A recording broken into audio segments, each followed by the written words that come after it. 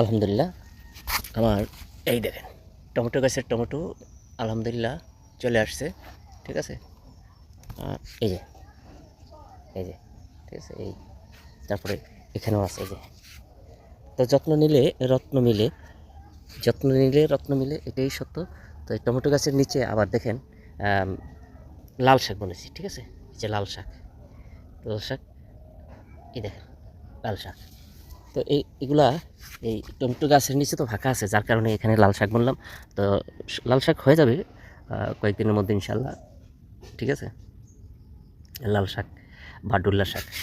তারপরে এই টমেটো গাছের পরে এখানে আছে একটা পেঁপে গাছ। ঠিক আছে, পেঁপে গাছটারে আমি যে কোনো কারণে হোক একেবারে ছোটো থাকতে একটা কাটিং দিছি, এই যে এখান থেকে কাটিংটা দিছি। ঠিক আছে, তো কাটিং দেওয়াতে এখন এখান থেকে আবার কুশি জ্বালিয়ে মনে করেন কুশি গজিয়ে আবার গাছ হয়েছে, মোটামুটি ভালো হয়েছে। আর এখানেও এই জায়গাটা ফাঁকা আছে, এই জায়গাটাতেও কিন্তু আমি লাল শাক বুনছি। ঠিক আছে বন্ধুরা, তো এরকম আপনারাও ইচ্ছা করলে এই ছাদ বাগানে এরকম গাছ লাগাইলে গাছের নিচে এরকম লাল শাক বুনতে পারেন। তারপরে ধনিয়া পাতা বুনতে পারেন। ঠিক আছে, মূলার শাক বুনতে পারেন। এগুলো হলো যত্ন করলে রত্ন মিলে, কথাটাই সত্য বাস্তব। আপনাকে যত্ন করতে হবে। ঠিক আছে, যত্ন করতে হবে। তো আজ এই পর্যন্তই। ভালো থাকুন, সুন্দর থাকুন। আরেকদিন হয়তো আরেকটি ভিডিও নিয়ে আপনাদের সামনে হাজির হব। ততক্ষণ ভালো থাকবেন। খোদা হাফেজ।